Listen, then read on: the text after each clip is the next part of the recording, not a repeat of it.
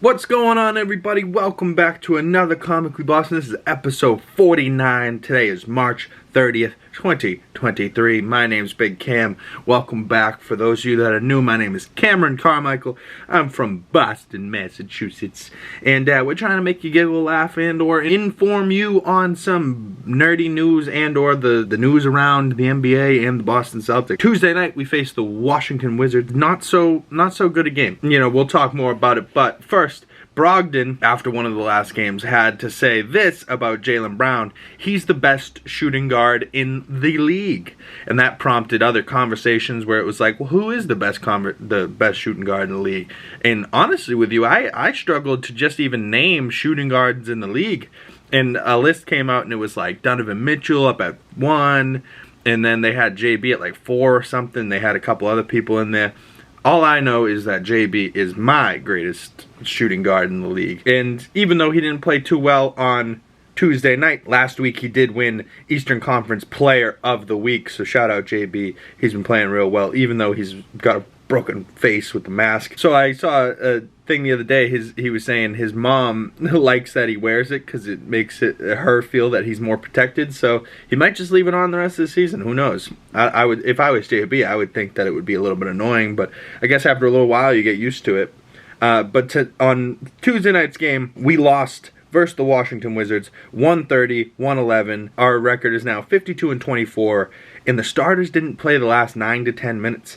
And I think that's ridiculous. Joe Mazzulla just making poor decisions. I don't know what made him to prompt that decision, but JT had 28 and 9 rebounds. JB had 18. Smart had 14. Brogdon had 13 off the bench. Porzingis for the Wizards had 32 and 12. He was playing lights out. And, you know, I think if we played our starters the last 9-10 minutes, so we didn't play Smart, we didn't play anybody. We played our lineup for the last fourth quarter was Pritchard, Sam Hauser, I think Grant, Luke Cornett, and somebody else. Who was the last? Oh, maybe Mike Muscala. But, like, they just gave away this game, and it's right towards the end of the season. We're 2.5 games back on the Bucks. We face the Bucks tonight. If we beat the Bucks, we could be a game and a half. Like, now we're going to be a game and a half behind. But if we won that game the other night, we could be a half game behind.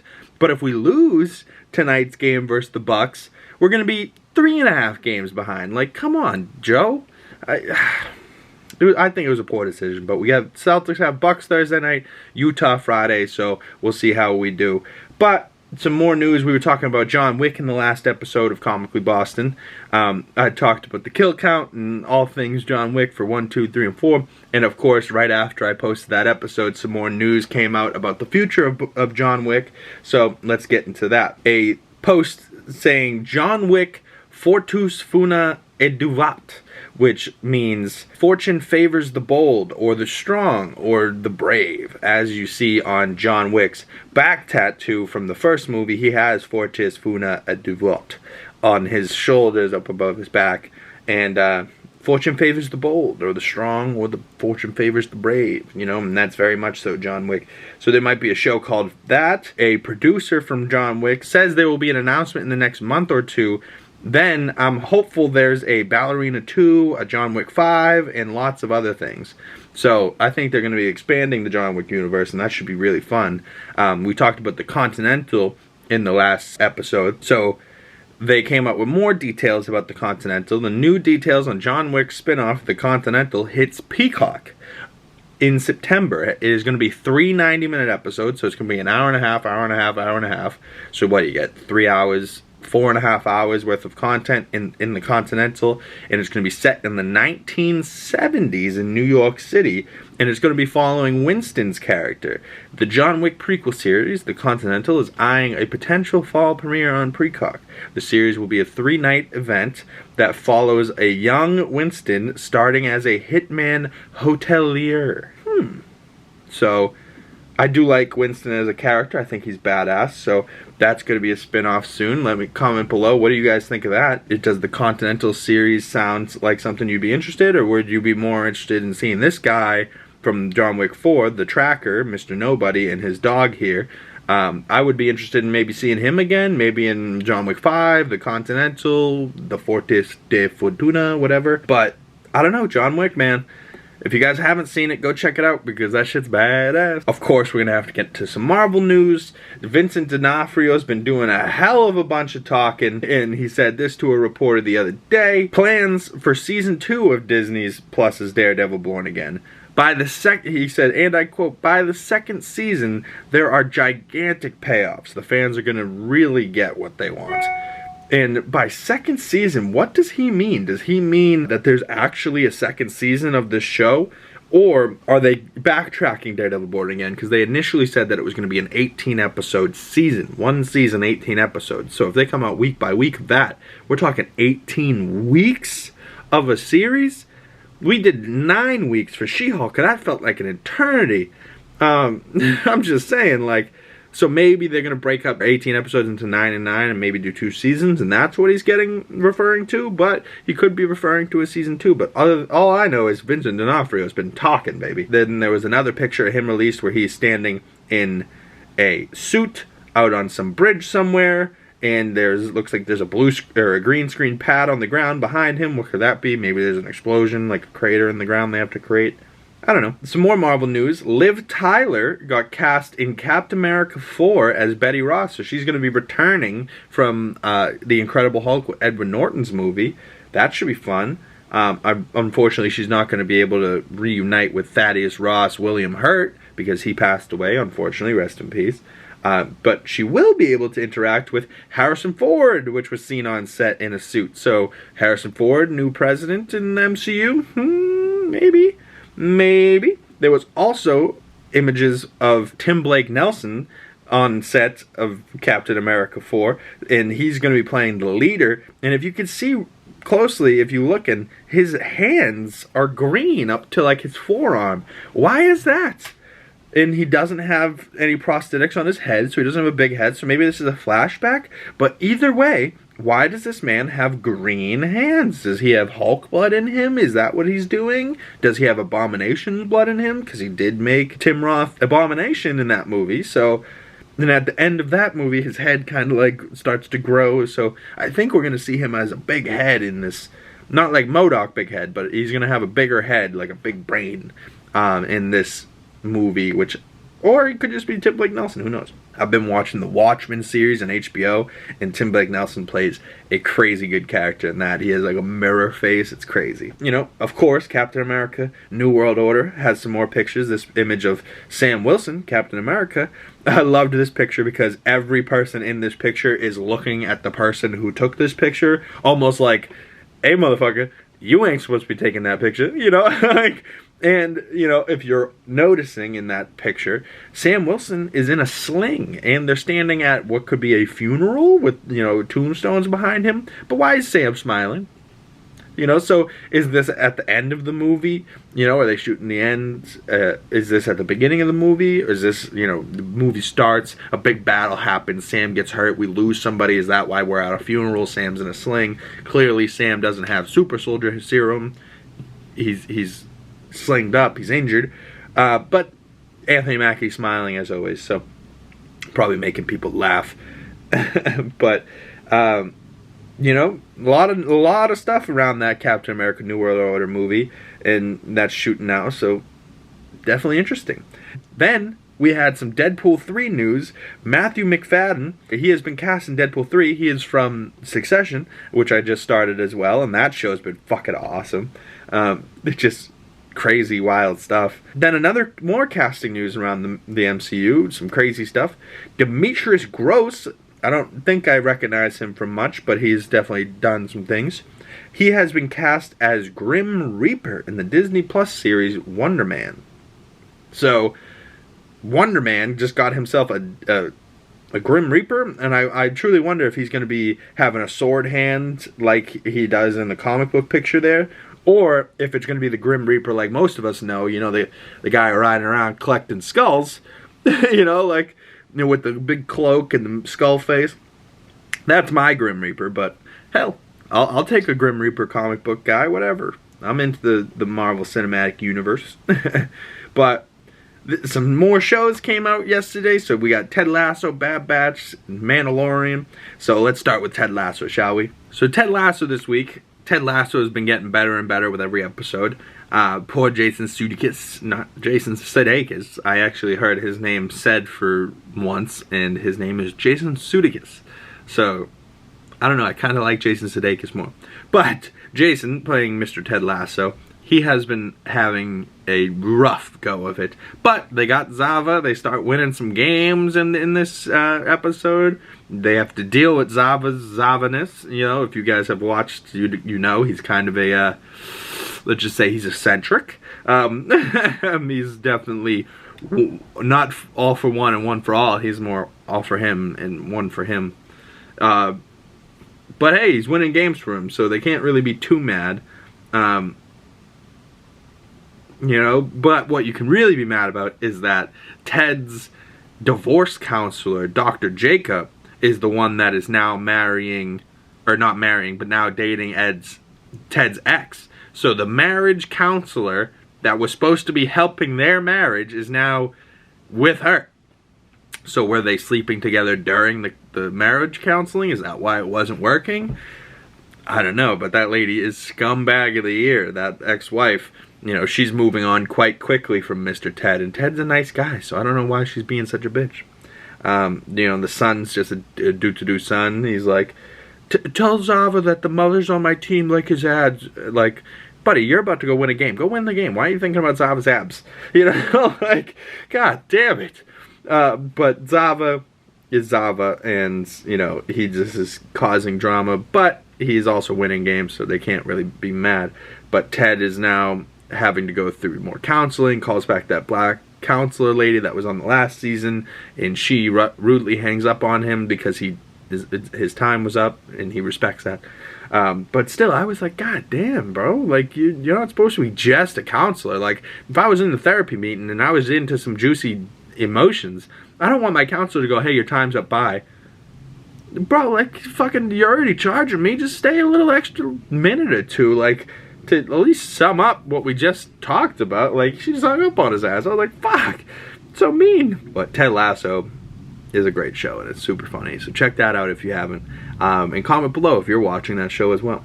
I have also been watching some Star Wars stuff, The Mandalorian, but we were also watching The Bad Batch. That just had its season 2 episode season finale. Episode 15, The Summit, is a good one. They're trying to break into you know, the facility that they're cloning people at, and they got Crosshair held, and the guy that's looking for Omega's, you know, a base pretty much. So they're not really not supposed to be there, but they're going to break out what's his name, and when they're there, you know, they're trying to put a homing beacon on that dude's ship, the scientist dude, and, you know, I think his name's Hemlock.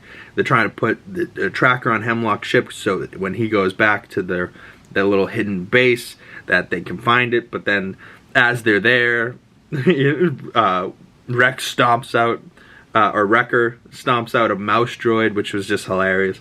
But as they're walking through, Hunter finds a clone, and it's not really a clone. He takes off his mask, and it's Saw Gerrera from the Clone Wars and from the Bad Batch series. And he is bombing this facility that Clone Force 99 are trying to stealthily sneak through, and he's setting up bombs. So he ends up just bombing the place. They have to escape.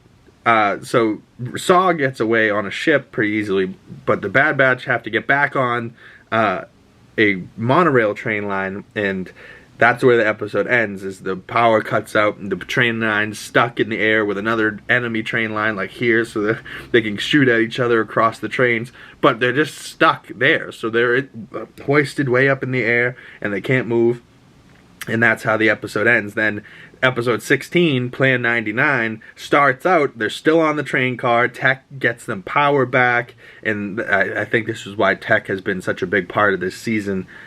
Tech gives them power, and he's running out of time, so he finally gets full power. He goes to send them back in power, but he has to get back on the train rail. He swings over the train rail, is getting shot at by ships that they're sending in, pew pew pew pew, you know. So the train like falls, and Tech's like suspended from it, and then he calls Plan 99, which must mean leave me behind, save yourselves type of deal. And Tech goes, "When do we follow orders?" You know, and it's very emotional, very sad. It shoots the train connector where like one's falling and it's bringing down the other train that the rest of them are on. He shoots the connector so Tech falls to his death or not. I don't know. They haven't confirmed it, and if we don't see a body in Star Wars, they're probably not dead. But he could be, because the guy Hemlock ends up, right, so they're hurt. They end up getting away. Omega's all sad that Tech dies, and they had to leave him for Plan 99. And the rail car, because it has power, but it doesn't have the full amount of weight, so now it has only half the car, but it has the full amount of power. That thing goes off flying, and that thing ends up going right through the building, crashing, causing a big crash explosion. Omega's hurt. They're all hurt, but Omega's hurt the worst, probably because she's not in clone armor like the other Bad Batch members are. And so she has to, you know, she's like, Tech, where are you? Like, she's all dazed and confused and crashed. She falls, goes to sleep.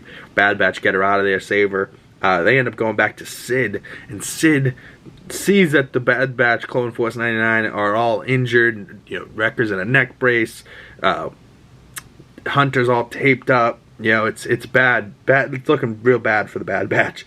And Sid sees them in their compromised condition and calls the Empire. And of course, Hemlock shows up to take Omega, and it's all bad news. So, you know, Omega escapes down a tunnel, but then she like tells the little robot droid that she's with, "No, I'm not. We just lost Tech. I'm not leaving them too." And if she got out of there, she could be free right now. But instead, she makes a dumb decision. She tries to break them out. She's severely outnumbered. A guy drops in behind her, stuns her.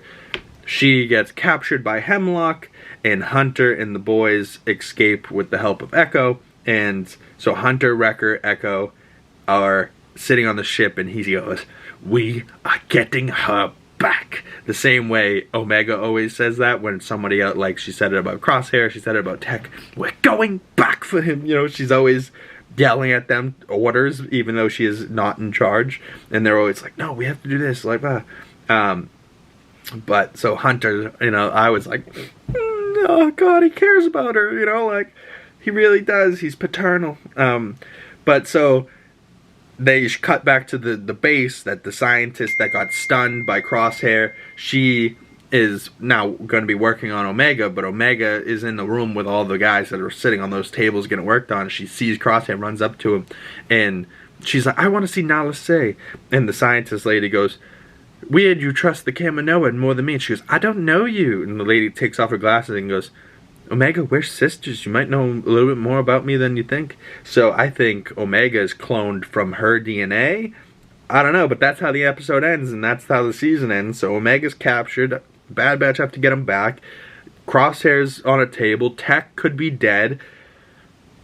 Oh, man. So that show's just really good, and the animation looks great, and I don't know. I know some people might not be into animated shows, but it's been great. Now, Mandalorian Season 5, Chapter 21, the pirate Gorian Shard comes back. He opens fire on Navarro. Grief Karga calls for help from the Republic pilot with the beard, Captain Teva. And Captain Teva is at a bar with Zeb. Zeb is this handsome fella here at the bar, but he was also this dude, and this is how he looks in an animated form, right? So he's got a little purple beard, purple things, he's got the ears, he's a Lasat. I'm pretty sure in the show he had like these big like hoof legs, and in the Mandalorian show when they cut to like the side angle, I think he's just wearing boots. So that was the only part that I was like, they kind of cheaped out on that. I know the CGI for his head probably cost a lot of money, but it does look pretty freaking good. A Lasat live action, you know, and I don't think it's practical. I think it's the guy with the voice and they're CGIing him, but I think it looks really good. And why they threw this in here, I don't know, but maybe it's to call back at the thing we saw earlier in the season where Mando was flying and we saw these big Purgle shadows through the light speed, you know, traveling. And these are what the Purgles looked like in the animated show The Rebels, where they also did light speed traveling, and they were with Ezra Miller, that's Flash. Ezra Bridger, which is the character from Rebels, and he has like a lightsaber gun. It's weird. Honestly, the whole show pretty much follows Ezra Bridger, and Ezra kind of is the worst character, you know? Like, I mean, Chopper maybe, but Chopper's funny. Zeb's hilarious. You know, what's his name? Kanan is a beast, and so is Kara Syndulla. And that show's honestly great, too. A lot of little details that they fill in, things that you might be wondering about other Star Wars projects that they really fill in that Clone Wars, the Rebels, Bad Batch. They fill in all that information and what could be happening, where it's happening, why it's happening. But I think that's where this could be heading with Zeb here. They're trying to bring more and more clues to get you closer to Ezra Miller in live action and that crew, the Rebels crew. And will it happen this season? Maybe it will just set up Ahsoka, which is the next show. I don't know. But maybe Mando and Grogu will be in Ahsoka. So we'll see. But Captain Teva goes and grills Katie O'Brien from the last episode. She's trying, you know, to make sure that Navarro doesn't get help, because she's definitely still working for the Empire some way, shape, form. She's bad girl, but she's jacked. She might be Abby in The Last of Us. That would be cool. So Teva comes to warn Mando at the Mandalorians covert that where they're hidden, and he's like, "Sorry, I've come unannounced." And they're like, "How'd you find us?" The reason how they found him was R5 droid, the droid that has been in countless movies, was the one that had the bad motivator in A New Hope and Luke, and it blew up, and that's the reason why Luke got C-3PO and R2. You know, so he's been around R5, but R5 had a tracker from Captain Teva, and he was like, "Yeah, an old, you have a member in your ranks that used to work in the rebellion." And everyone kind of looks around, and R5 comes rolling out. He's like, "Hey, what's up, buddy?" You know, and everyone's like, "What the fuck? This fucking droid." You know, that's why we don't trust droids. But so he basically just came to warn him that his friend was in trouble, Mr. Teva, or Mr. Grief Karga. And so Teva takes off. Paz, you know, Mando gives a speech to ask them to go help Karga, even though you shouldn't. You fought against him one time, blah, blah, blah, blah, blah.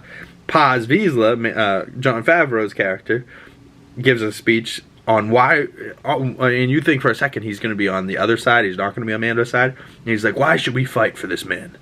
Because we're Mandalorians, it's what we do," you know, and he's like, he's on his side, he's like, "He saved my son, he saved me, he works hard, Bo-Katan friggin' followed the monster and saved my son even when all of us gave up," you know, like, so he's on his side, so now the Mandalorians go and help Grief Karga, you know. So Bo gives a little motivational speech as they're leaving to save Navarro from the pirates trashing the planet. You know, so Bo drops 2 teams to clear the streets, and then they get pinned down, and then the armorer takes out the gun that's pinning them down, and then they take out everyone. Paz comes in, blows up everyone with a machine gun. It's great. It's just a great episode. Nice action, but like also moves the story forward, but fills in pieces why we did have that last episode. Everyone in the last episode was like, "This is bullshit. This is the halfway point of the season. We don't even know where it's going." And if they only waited 1 week, now we know everywhere where it's going. Like, it filled in all the pieces, the details. The Mandalorians now have land on Navarro because they successfully help Grief Karga take out Gorian Shard. His ship goes down, and that you guys, if you guys don't know Gorian Shard, he's that big green guy with the green moss beard. No idea what kind of creature he is, but whatever it is, I don't want to be. After they get some land from Karga, the armorer wants to speak to Bo at her old workshop, so she goes back to the forge where they were hiding in the sewers and shit, and they start talking about how the forge at Mandalore is ginormous and innate, and yet it does the same thing that this simple small one does. And she was like, "The forge is where we work and we love and become Mandalorians." And she goes, "Take off your helmet," which I don't know if it was a test and she really shouldn't have, or if the armor is really with her, and she tells Bo to take off her helmet. So Bo's like hesitant at first, but she takes it off, and she tells her that you saw the mythosaur. You are the person that are gonna walk both ways, and you're gonna bring all the Mandalorian clans back together because it is time to take back Mandalore. And she believes the prophecies of seeing the mythosaur and everything.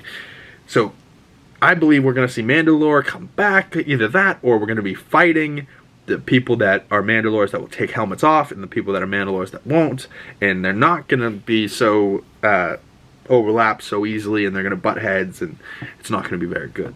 But it could be good because Bo-Katan has been with us, but she just took off her helmet again, so I don't know.